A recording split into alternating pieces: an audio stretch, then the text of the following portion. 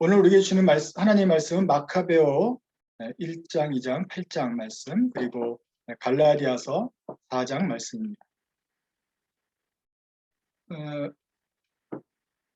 먼저 마카비서 먼저 얘기를 먼저 드리고 우리가 중간에 읽도록 하겠습니다.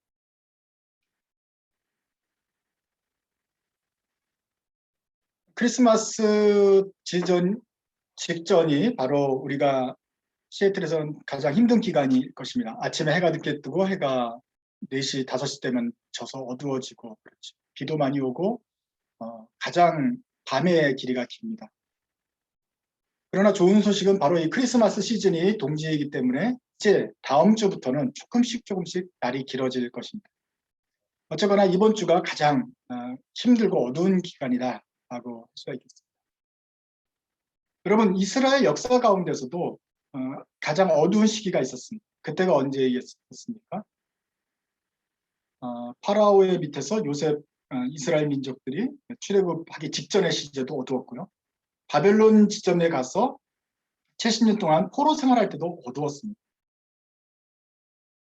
그렇지만 사실은 더 어두웠던 시간이 있었을 텐데 그건 언제냐면은 포로 갔다 온 친구들이 포로 갔다 온 이스라엘이 성전을 짓고 잘 살아보려고 했을 때 그 뒤로부터 또다시 이제 말씀을 잘 지키지 못해서 하나님이 심판하시는 그 기간들, 이때는 정말로 어려웠습니다.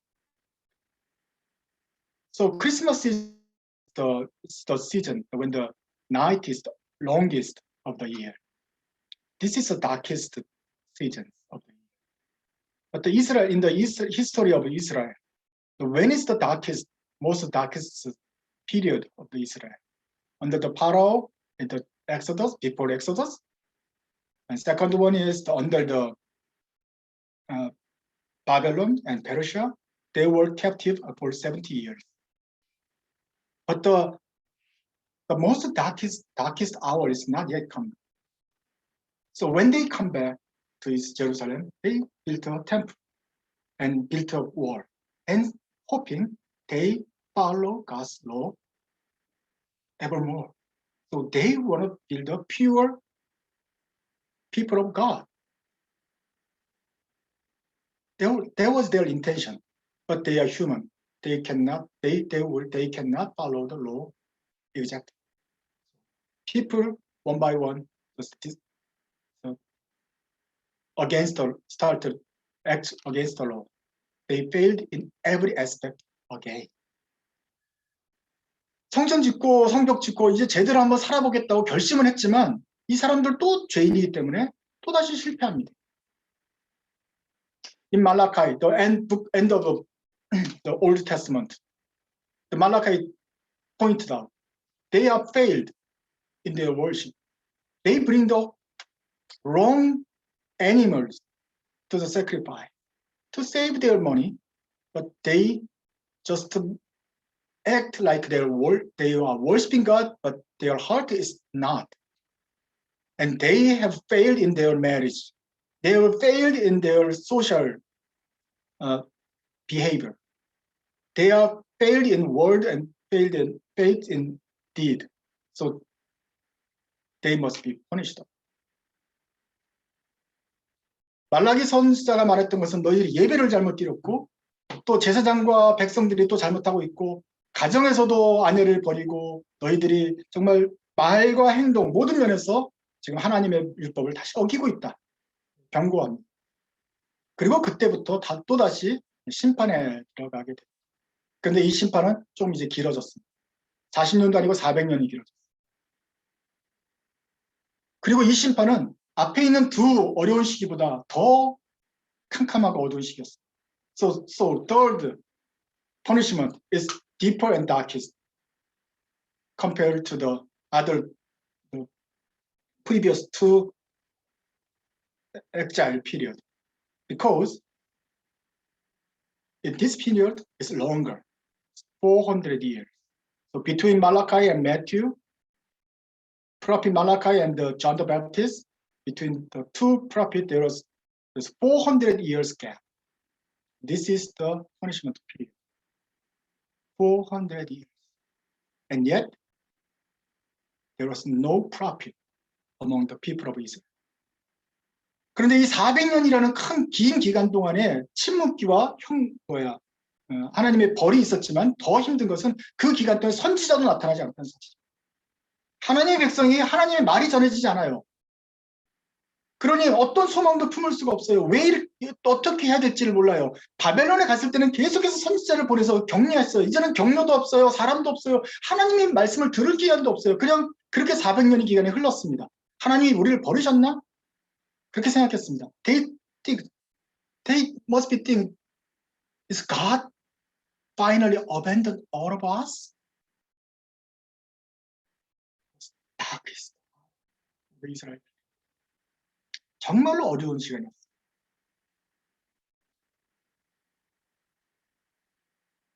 그런데 우리 크리스찬들, 우리 개신교인들 중에 많은 문제는 우리 이 400년간의 기간이 많이 부족합니다. 구약성경도 알고 신약성경도 알고 마태복음도 외워요. 그렇지만 이 400년의 기간이 도대체 무슨 기간인지를 가끔 까먹습니다. 왜냐하면 우리 성경에는 마태복음과 말라기와 마태복음이 딱 한 장이기 때문에 그냥 넘어가요. 그 다음에 신약 전서 그리고 그냥 마태복음 태초에 예수 그리스도의 족보가 쭉 나오는 것이죠. But in most Protestant just forget about this 400 years gap because our Bible finished Malachi 4, chapter 4, and the next page, New Testament, and Matthew chapter 1. We just think about this one page distance, but it's 400. What happened? How can we get the information about this gap? From other books. We can read other books, so-called Apocrypha. 그러면 이런 그 400년간의 갭을 메꿀 수 있는 어떤 정보는 어디서 얻을 수 있을까요? 그리고 다른 책을 봐야 됩니다. 아포크리파라고 하는 그러니까 외경이라고 말하는 책들을 보면 우리가 볼 수가 있습니다. 외경이라는 말은 제2의 경전이라고 하는 정도의 경전입니다. 외경하고 위경은 아시죠? 위경은 가짜, 위조 문서, 가짜 문서고 이 외경은 참고 문헌에 해당되는 것입니다. 성경 외 참고 문헌이시죠. 세컨드 캐논이라고 말하는데 So Apocrypha is called so-called the second canon. So it's not that Bible, but it's a reference book for the Bible. I read the Belgic Confession, Article 6. 벨직 신앙 고백 6조에 보면은 이렇게 되어 있습니다. 우리가 믿고 고백하고 따르는 벨직 신앙 고백에 이렇게 되어 있어요. 정경과 외경의 차이. 우리는 성경과 외경을 구분한다. 외경은 다음과 같다. 제3, 제4, 에스드라, 토비트, 유딧, 지에서, 예수시라, 바로, 에스더의 뒷속편, 새 청년의 노래, 수산나, 벨과용, 므낫세의 기도, 마카비서 상, 마카비서 하.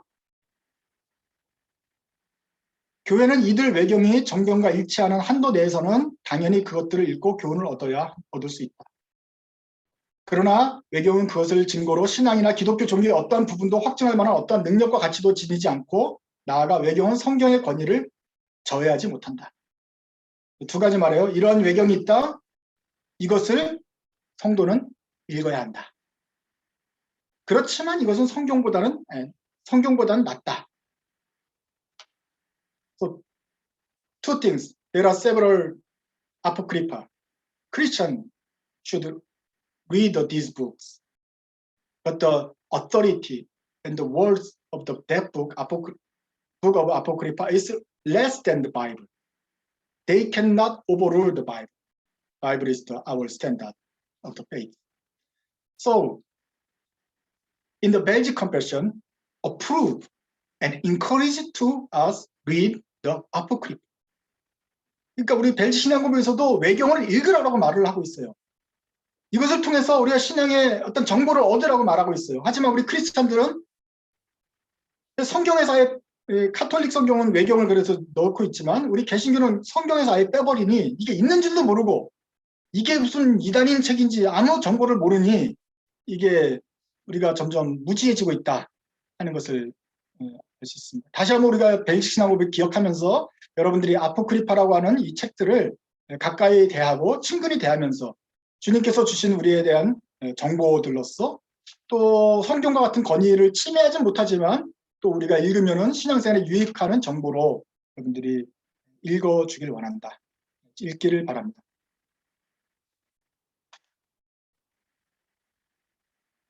근데 안 읽는 이유도 그런 면에서 우리가 성경에 있지 않기 때문에 안 읽기도 하지만 또 교회 안에서 이렇게 제가 설교할 기회도 별로 잘 없습니다만은 그렇게 제가 이걸 잘 다루지 않는 이유도 다른 데 또 하나 있습니다. So I have been preaching the truth based on the Apocrypha before, because Apocrypha is not the word of God. So it's not the subject of the preaching.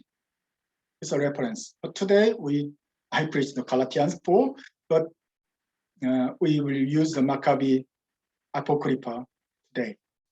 Another reason that I didn't cover the Apocrypha often is it's boring. 재미가 없어요, 외경이. It's more like a mythical miracles and an unforeseeable event of God happening.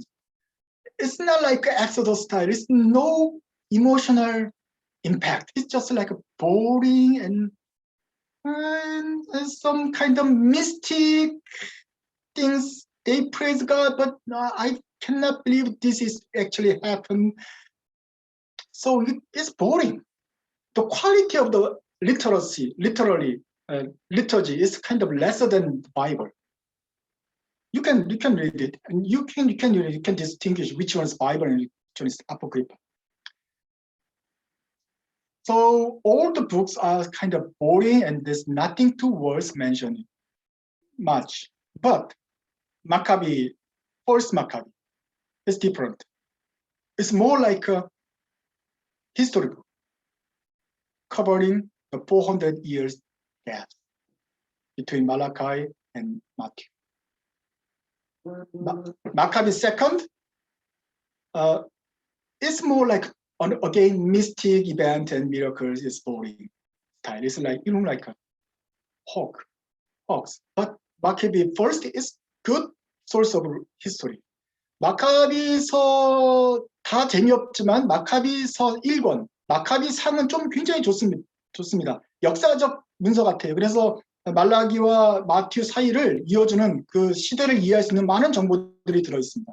마카비 하는 또 이상한 얘기가 또 허무맹랑한 이야기가 나오기 때문에 읽다가 재미가 없는데 상권은 재미있습니다. 그래서 오늘 마카비 1장을 한번 읽어보길 바랍니다. 1장을 한번 읽어봅시다.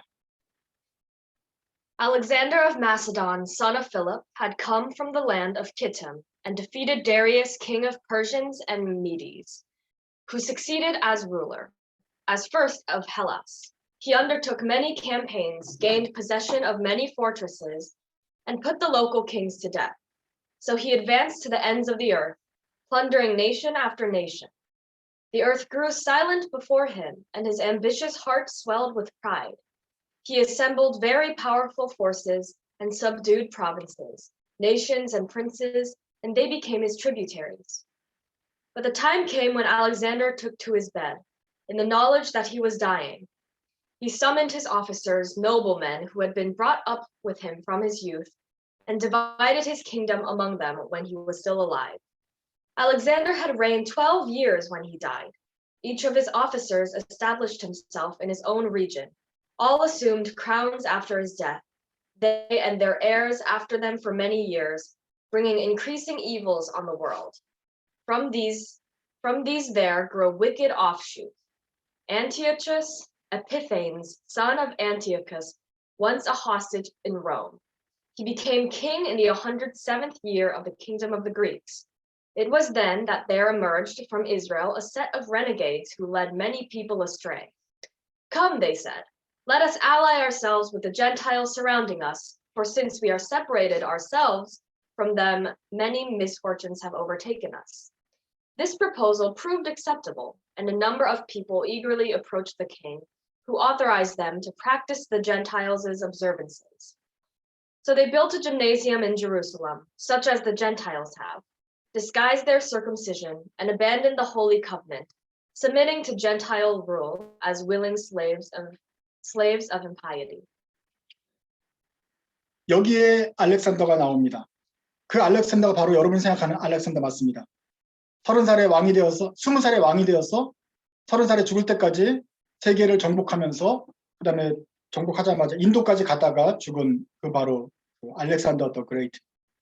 That Alexander is that Alexander the Great, which was a crazy person. He spent all his beautiful 20 years of age for killing people. And nobody ordered him, but he just voluntarily killed the people and conquered the world and broken the cities.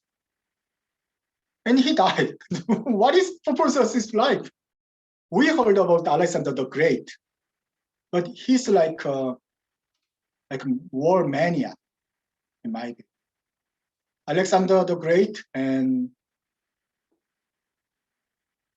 Genghis Khan and Napoleon, Hitler, they must be all condemned because they just use their life as killing peoples. 알렉산더 왕을 우리가 막 위인전에서 읽긴 했지만 지금 돌아보니 자기 인생 그 빛나는 20대를 다 사람들을 죽이고 정복하는 데 쓰고 그냥 아무런 목적 없이 그냥 계속 가는 거예요. 그래서 인도까지 가서 결국은 병 걸려서 죽은 왕입니다. 그래서 정말 학살자의 다름이 없는데 그렇지만 어쨌거나 알렉산더가 그 모든 근동까지 다 커버를 해서 그리스 제국을 만들어 버립니다. 그 알렉산더 이야기가 마카비 1장에 나오죠. 자, 알렉산더가 와서 죽은 다음에 그 다음에 알렉산더 밑에 있는 장군들이 다 지역을 나눠 가지면서 그리스 제국을 통치하게 됩니다. 이스라엘이 바로 그 알렉산더 밑으로 떨어집니다. 자, 페르시아가 있었는데 페르시아가 없어지고 갑자기 그리스 나라가 되어버렸어요. 그런데 알렉산더가 다룬 그리스 나라는 그리스 문화는 페르시아는 완전히 좀 다른 문화였습니다. 그리스는 굉장히 구속되어 있었지만 하나님의 어떤 역사적 섭리 아래서 그리스가 갑자기 모든 면에서 뛰어난 지식을 갖게 되었어요. 그리스의 알렉산더가 가져왔던 그리스 지식과 스칼라들의 이름을 기억나십니까? So during the Persian era, after the Persian, the Greece empires took over the whole world. Not only they build the empire, they bring the whole Greek culture to spread Greek culture to the whole world. What is the Greek culture and what was the scholarship they brought us, introduced to the whole world? What's the name? Aristoteles, Platon, Archimedes, 유레카, things. 우리가 아는 모든 플라톤, 소크라테스, 아리키메데스, 너 자신을 알라, 유레카, 뭐 물, 모터고 하고 뭐 도르레의 원리, 모든 첨단 문명이 저쪽 그리스 시골에 숨겨 있다가 지금 바로 지금 여기 나오는 것부터 한 300년 전에 나타났던 사람들이란 말이에요. 그 사람들 뭐 지구는 원자로 이루어졌든지 뭐 데모크리투스 뭐 모든 사람들이 다 여기 살고 있다가 그 지식이 100년, 200년 딱 쌓였을 아주 전성기 때 지식이 올라가니 이제 세계를 정복할 수 있는 능력이 된 거죠. 그리고 알렉산더가 이제 군사 무기와 함께 들어갔습니다. 그래서 그리스 사람들은 사실은 그런 면에서 조각의 천재죠. 그 다음에 돌을 가지고 건축하는 사람들이 천재가 되고 아치 모양의 큰 건물들을 짓기 시작하는 문명이 됩니다. 페르시아도 훌륭한 문명이지만 그리스가 좀 더 높은 문명이 됐어요. 그래서 세계를 퍼져나갈 수 있었던 것이고 사람들이 그 문명을 받아들이면서 환호했습니다. 더 첨단 문명이 들어왔기 때문에. So because of the Greek culture is kind of higher than Persia. So all the people welcomed it and eager to consume it, import their construction skills and then the sculptures and the philosophies and the books. And also they eager to learn Greek. And the young people, they born under the Alexander, they are speaking to Greek. Now the Greek is their first language, and they sing the G-pop. K-pop 말고 G-pop. 웃으라는 소리예요. 그리고 모두 그리스 학교에서 다녀요. 그리스에서 아리스토텔레스를 배워요. 아르키메데스를 배우고, 과학 시간에 아르키메데스를 배우고, 철학 시간에는 아리스토텔레스와 플라톤을 배워요. 그러니까 다 그리스 문명을 배워야 되는 시절이 되어버렸어요. 그리고 체육 시간에는 레슬링을 해요. 그리스 운동을 경기를 하는 거예요. 어디서? 그리스에서 만든 짐나지움, 큰 그 종합경기장 스테디움에서 체육 경기를 하는 거예요. 내가 지금 영어를 하는 거야. Anyway, you understand. So they are all covered by the Greek culture. 그릭 컬처에 완전히 매료가 됐어요. 젊은 애들이 가는데 뛰는데 이 벗고 뛰어야 되거든요, 남자들. 근데 유대인들은 썰컴시전을 했잖아요. 끝이 이렇게 잘랐어요. 웃기잖아. 그 세계의 눈으로 보면. 그래서 다시 꼬매요. 다시 붙여요. 어렸을 때 아프고 이번에 또 아파요. 그럼에도 불구하고 붙여요. 왜냐하면 이게 세계인으로서 이렇게 할례를 하는 건 창피한 거야, 이제. 어린애들이 그걸 그렇게 딱 붙이면서 다시 살아요. So they just try to recover the circumcision to perform their pure greed. They are tend to shame of their Jewish tradition. God talks no more. 하나님이 더 이상 말씀도 하지 않는 그 400년간의 시간. 청년들은 할례를 버리고 그리스 문명을 따라가고 다 그리스 말로 말을 하고 더 발달된 문명 스테디움 밑에서 와, 우리도 언제 저렇게 지을 수 있나? 부러워하고 그런 상황 속에서 나이 든 사람들도 믿음을 버립니다. In that circumstance, one by one, walk away from their faith. So they serve the Greek king voluntarily. Many turn their faith to the Greek. 많은 사람들이 신앙을 버리게 됩니다. 그러나 그 중에 정말로 순수한 믿음을 가진 사람들은 끝까지 믿음을 지키려고 하죠. 하나님이 말씀하지 않고 지금은 포로인데 아주 더 심한 포로에 문화적으로 더 선진 문화에 우리는 완전히 깔아뭉개져 있지만 그래도 하나님은 살아계실 거야. 이 그리스의 눈으로 보면 우리는 완전한 정말 원시적인 종교 같지만 그래도 하나님이 말씀하시겠지. 그리고 기다리는 사람들이 있습니다. So in their globalization view of the Greek, the Jewish faith looked like a primitive religion, and yet their God don't talk anymore, but some keep their faith. But the problem is, God and the Greek does not allow some people keep their faith, because Greek rulers want to unify all the citizens in their system. What is their religion? Many God system. Apollo, Jesus, Aphrodite, Heracles. Statues of Heracles must be in the gymnasiums, and the other one is in their schoolyard. And they want to build one of their statues in the temple of Israel. They want to convert the temples of the Israel to turn away, to make their worship place for their gods. 그러나 그리스는 그 사람들이 가진 믿음조차도 유지하기를 싫어했습니다. 온 문화를 하나로 만들고 싶어 했기 때문에.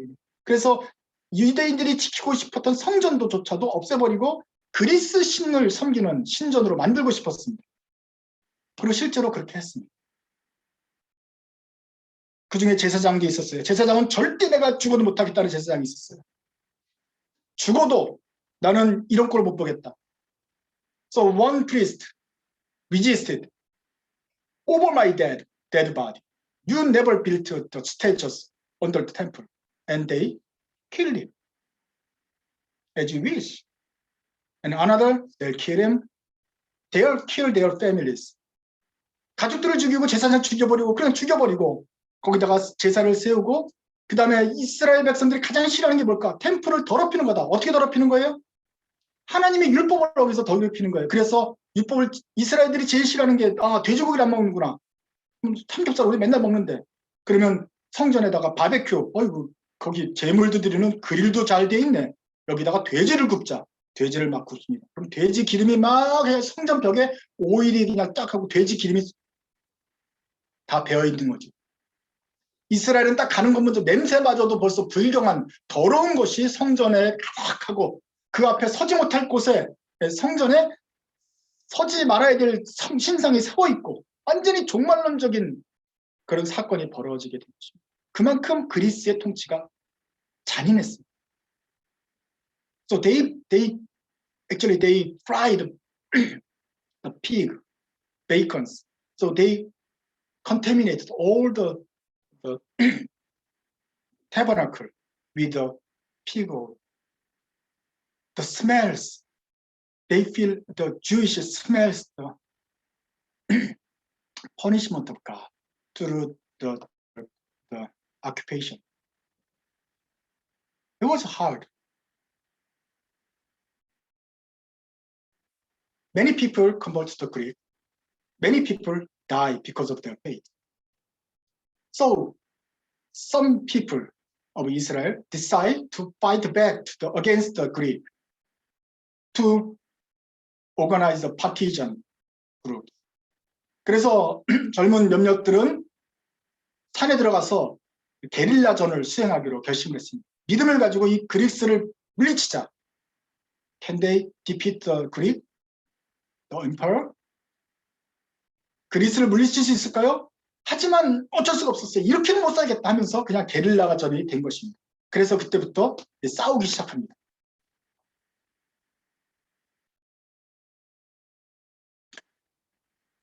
거기에 많은 사람들이 참여합니다. 비록 이길 수 없는 것 같은데 그래서 참여해서 그리스를 물어내려고 노력을 하는 것입니다. 그 얘기가 마카비서 2장에 나옵니다. So let's read Maccabees chapter 2. We will see how the partisans, the Greek resistance fought against the Greek, the Jewish partisan fought against the Greek. A strong detachment went after them, and when it came up and them preparing to attack them on the Sabbath day, and said, "Enough of this. Come out and do as the king orders, and you will be spared." The others, however, replied, "We refuse to come out, and we will not obey the king's orders and profane the Sabbath day." The attack was pressed home on the Sabbath itself, and they were slaughtered, with their wives and children and cattle, to the number of 1,000 persons. When the news reached Matthias and his friends, they mourned them bitterly. So then and there they came to this decision. If anyone attacks us on the Sabbath day, whoever he may be, we shall resist him. We must not all be killed, as our brothers were in the hiding places. 말씀을 잘 지키고 살고 싶었어요. 그리고 우리가 이렇게 심판받는 건 또다시 말씀을 어겼기 때문에 그러니까 이제라도 말씀 지키고 특히 안식일 잘 지키자고 결심하는 착한 사람들이 있었어요. 그래서 그리스에 대항하려고 하는데 그리스가 똑똑하니까 얘네들을 어떻게 공격하는지 알죠. 언제? 얘네들은 안식일을 중요히 여기니까 안식일에 공격하자. 6월 25일 일요일 새벽에 공격을 하는 거예요. 그런데 공격을 그리스군이 착착 밀려오는데 이렇게 싸우려다가 아씨 오늘 안식일인데 일을 하면 안 되지. 그래서 죽여야 되는 죽이려고 그러는데 그러면 안식이니까 어쩔 수 없이 죽자. 그리고 그 1,000명이나 되는 사람들이 그냥 안식일 날 죽어요. 싸워야 되는데 이거 싸우려고 저항군이 됐는데 안식일 날 이게 전쟁이니까 죽어야겠다. 그래서 다 죽어버렸어요. 남아있는 다른 저항군들이 그걸 듣고서 결심을 합니다. 다시 정리를 합니다. 다시 한번 모여서 우리 성경을 어떻게 적용할 것인가 다시 한번 결정을 하자. 보통은 안 싸워야 되지만 공격을 하지 말지만 방어를 할 때는 안식일에도 방패를 들고 칼을 들어서 싸워라. 이렇게 하기로 하자. 제사장도 안식일에는 하자라고 결정. 그래야 우리는 안 죽을 것이니까. 그래서 바로 이런 것들이 바로 지난번에 말했던 미시나 미드라시가 탈무드 같은 율법의 주석들이에요. 이런 것들이 모여서 어떻게 우리가 행동해야 될지를 쭉 정리를 하는 것인데 바로 이 정리죠. 근데 이 정리를 조금만 일찍 해줬으면 1000명이 안 죽었을 텐데 정말 안타까운 사건이죠. 다 죽은 다음에 다시 결정을 해서 그 다음부터는 안식일 날도 죽지 않으려고 합니다. So thousand people was died because they want to keep the Sabbath, and they just let the Greeks kill them. So Israel decide later then the protective combat is allowed even in the Sabbath. The decision was too late, but it's a good example of the Midrash or Mishnah or Talmud. 자, 이런 식으로 해서 계속 싸우는데 이깁니다. 이상하게 쟤네들이 점점 해서 이스라엘이 한꺼번에 너무 많이 사람들이 죽인 걸 보고 잔인하니까 이스라엘이 들고 일어나서 그리스를 한동안 몰아내는 역사가 일어납니다. 그런데 이것은 이스라엘이 잘해서 있는 게 아니에요. 200년이 지나니까 그리스를 더 능가하는 더 큰 나라가 세워지고 있었어요. 뭐죠? 로마가 저쪽 더 먼 데서 와서 로마가 와서 그리스를 점점 몰아내가지고 있었어요. 그러니까 얘네들이 이겼다 봤더니 우리가 몰아내는 게 아니라 벌써 로마 때문에 그리스가 물러나고 있었던 거예요. 어쩌나 그 시간 동안에 이스라엘이 잠깐 동안 평화를 얻습니다. 승리의 기쁨을 얻는 거죠. 챕터 8 보시죠. Now Judas had heard of the reputation of the Romans, how strong they were, and how well disposed towards any who had made common cause with them, making a treaty of friendship with anyone who approached them. Having chosen Eupolemus, son of John, of the family of Achos, and Jason, son of Eleazar, Judas sent them to Rome to make a treaty of friendship and alliance with these people, in the hope of being rid of the yoke. For they could see that Greek rule was reducing Israel to slavery. 로마하고 동맹을 맺어서 같이 힘을 합쳐서 그리스를 몰아내자 이렇게 얘기를 했어요. 그리고 실제로 그렇게 됐어요. 정말 동맹을 잘한 것이죠.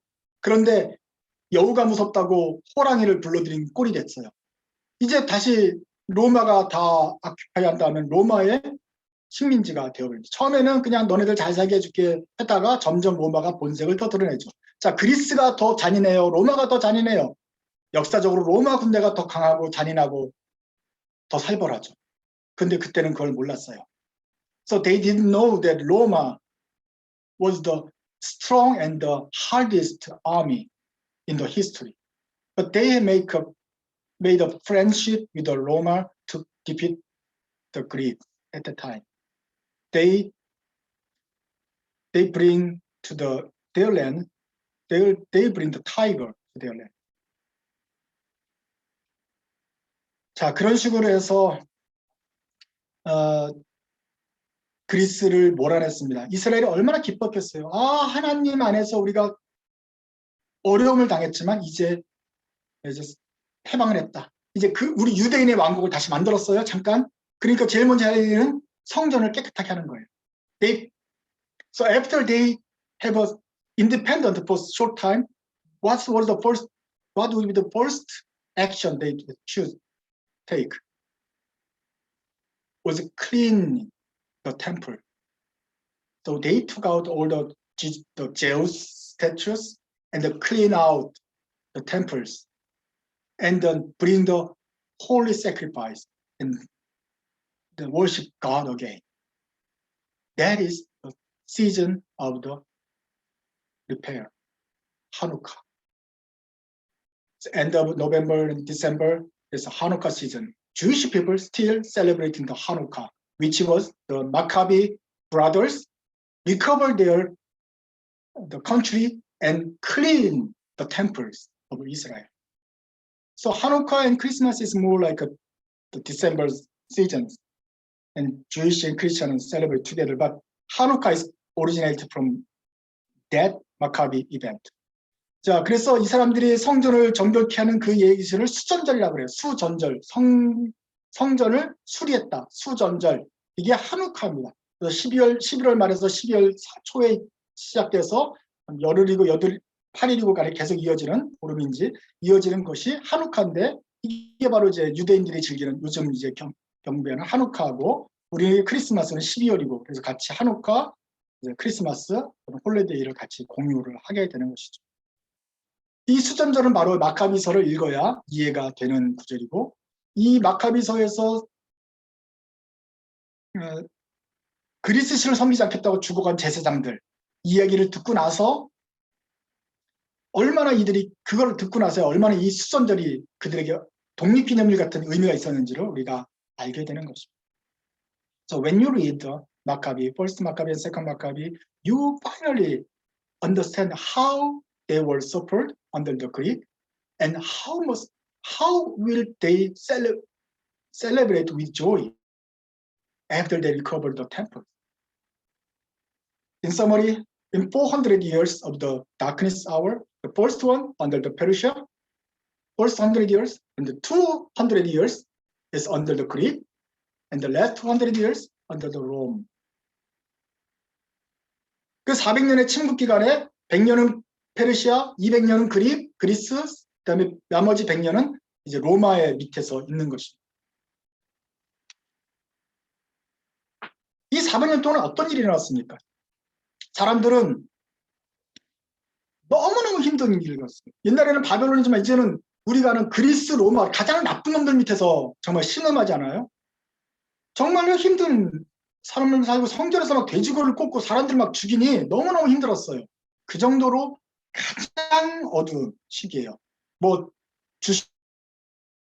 근데 땅 밑에 지하실 짓더라는 말 있잖아요. 지하실 중에 지하 2층까지 내려가는 거예요. 정말로 힘든 시절이에요. This is more harsh period than exile of Babylon. And plus, yet there is no word of God, no prophet. 정말로 그렇게 어둡고 역사적으로 어두운 순간에 하나님의 말씀도 없었어요. 그러니 이스라엘이 진짜 우리가 잘못했나 보다 깨닫게 되죠. 그리고 하나님이 하셔야 돼. 하나님이 도우셔야 돼. 그러면서 어떤 생각이 있어요? 하나님 도와주세요. 하나님이 하실 거예요. 하나님의 사람을 보내주셔야 하는 메시아 사상이 일어나죠. 우리가 다시 한 말씀 잘 지키면 하나님이 구원자를 보내주시겠지. 모세를 보냈던 것처럼 우리 고레스를 보내서 우리를 풀어줬던 것처럼 메시아를 보내주셨잖아요. 메시아 사상이라고. In the darkest hour, in the 400 years, they have a good faith about Messiah, the one who saved them from the harsh period. Everybody shared 메시아니즘. 그래서 메시아니즘이 이스라엘에 굉장히 많이 퍼져 있어요. 그리스를 몰아낼 때 더 나쁜 이스라엘이 왔잖아요. 이스라엘은 와가지고 로마는 와가지고 어떻게 해요? 사람들을 반항하지 못하게 다 십자가에 못 박아 죽여요. 반항해? 십자가에 못 박아요. 그리고 시체를 길가에 걸어놔요. 그 예수님은 어렸을 때 성전에 가면서 성전 그 가는 길가에 십자가에 사람들이 주렁주렁 매달린 것들을 보면서 갔다고요. 그러니까 식민지의 로마 밑에 사는 게 너무너무 쉬운 게 아니었어요. So under the Romans occupation it was hard also because they killed every people and the hang on the cross.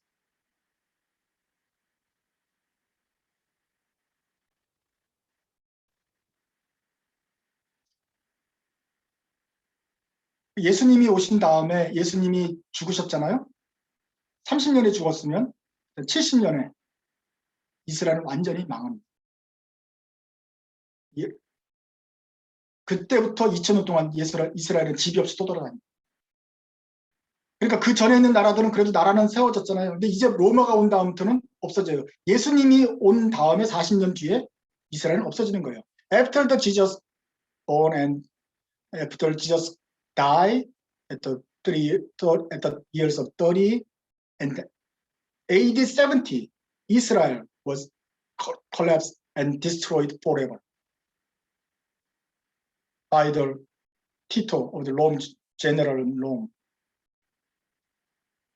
So when Jesus came, right before and the darkest hour of Israel, the darkest hour of the 400 years, right after the end, right just before then. 정말 그 400년 기간 중에 가장 힘든 기간, 그 어려운 기간 중에서도 가장 끝에 함락되기 바로 직전에 오셨다가 가신 분이 예수님이신 거예요.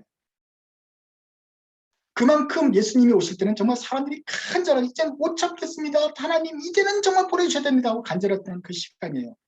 So that was time, the most desperate time for Israel. Then hoping to see the Messiah. There's no prophet, no word of God, and no comfort or no joy. But God sent the Messiah, the prophet for them. The first prophet for 400 years, who is John the Baptist. 그래서 존 더 베프티스트가 나왔을 때 첫 번째 그 400년 만에 예언자가 나오자 사람들이 물어요. 뭐라고 묻죠? Are you the one? Are you the Messiah? And John said, No, I'm not. I'm the preparer. Next one is the Messiah. 당신이 메시아입니까? 그 400년 동안 기다렸던 메시아입니까? 아니, 내 뒤에 오실 분이다. 내가 지금 준비하고 내 뒤에 오시는 분이다. 이 예수님이었어요. 물론 우리는 끝까지 다 알고 있죠. 결국 그 이스라엘은 또다시 죄를 보면서 세례 요한도 죽이고 예수님도 죽여요. 정말 사람들은 보내는 메시아를 다 죽여버리니 하나님도 참 답답하시지만 그래도 하나님은 우리를 구원하는 그 일을 이루셔 가셨던 것이죠. Anyway, they killed John the Baptist and Jesus Christ. But God still finished his redemption story.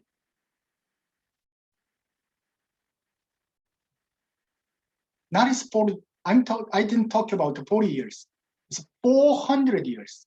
I'm not talking about Japanese occupation. It's Greece occupation, Rome occupation. It's hopeless. Who may think about defeat the Greece region? Who may think about the Rome emperor? 어떻게 그리스를 이기고 로마를 이기고 어떻게 해방을 얻을 수가 있겠어요? 그런 생각을 감히 할 수 있어요. 그런데 하나님은 하실 수 있다. 메시아를 보내실 것이라는 생각이 있고 실제로 그들은 메시아를 보았습니다. 가장 어두운 순간에 메시아를 생각하면 더 믿음이 더 간절해졌어요. 그래서 예수님이 태어났을 때 성전에서 기다리는 안나 선지자가 있었잖아요. 밤낮으로 성전을 떠나지 않고 예수님을 메시아를 보기 기다리던 사람들, 그 사람들이 믿음이 있었다고 간절했던 믿음. 그래서 존 더 베프티스트가 세례를 전파했을 때 온 이스라엘과 유다가 나와서 회개의 세례를 받았어요. 그만큼 간절했어요. 지하 2층까지 내려가니까 정말로 이제는 할 것이 없다라고 좌절하고 낙망했을 때 그때 소망이 솟아나더라. 그때 메시아를 만나게 되더라. So when they have no hope, and then in the darkest hour, all the Israel looking again for the hope for the Messiah. They are longing for the redemption when they have in the second basement. At the second basement floor, the slim line of light shine brighter than ever. 지하 2층에서 빛이 한 줄기라도 들어온다면 거기선 더더욱 밝고 선명한 소망의 빛이 될 것입니다. 갈라디아서 4장이 이렇게 되어 있어요. 갈라디아서 4장 4절. But when the times had fully come, God sent his son, born of a woman, born under law, to redeem those under law, that we might receive the full rights of son. 때가 참에 하나님이 그 아들을 보내서 여자에게서 나게 하시고 율법 아래 나게 하신 이유는 율법 아래 있는 우리들을 속량하시고 우리로 아들이 되게 하려 하십니다. 우리를 구원하시려고 하나님이 아들을 보내셨는데 그 때가 참에 when the times has fully come, 때가 완전히 찬 그 시점에 하나님이 아들을 보내셨습니다. 우리가 본 가장 어두운 시점, 정말 소망이 끊겼다 할 때 볼 때는 하나님이 그때 때가 fully 찼다고 보시는 거예요. 그리고 그때 하나님이 잊지 않으시고 400년간의 침묵을 깨시고 아들을 세상에 보내십니다. So when the time has fully come in God's eye, God sent his son. And it's the same in your life. When you're darkness and you longing the salvation, that when God sees your struggle and he thinks the time is fully come, he will send the redemption. 우리 인생에서도 마찬가지입니다. 여러분이 지하 2층에 내려갔다. 내가 어둠인데 정말로 힘들고 기다리다 지쳤다. 정말로 힘들었을 때가 되었다. 소망이 끊어질 때가 되었다 할 때 하나님의 눈으로 때가 찼다. 보시면 약속하신 대로 하나님은 그 침묵을 깨고 그 아들을 보내시고 우리의 구원자를 주실 것입니다. 우리 크리스찬 삶에도 하나님의 말씀이 끊어진 것 같은 순간이 있을 것입니다. 400년간의 침묵기가 이어지는 것처럼 우리의 죄든 어떤 형편이든 간에 하나님이 왜 말씀하지 않는가? 왜 옛날 같은 그런 어떤 충만함이 없는가? 답답함을 경험할 수가 있을 것입니다. 그렇지만 어둡고 춥고 젖은 그 시간을 지나서 하나님의 때가 fully 찰 때까지 기다리면 주님은 약속하신 대로 반드시 구원자를 보내시고 우리를 구원하실 것입니다. 그리고 거기에서 임마누엘 하나님을 우리가 직접 만나게 될 것입니다.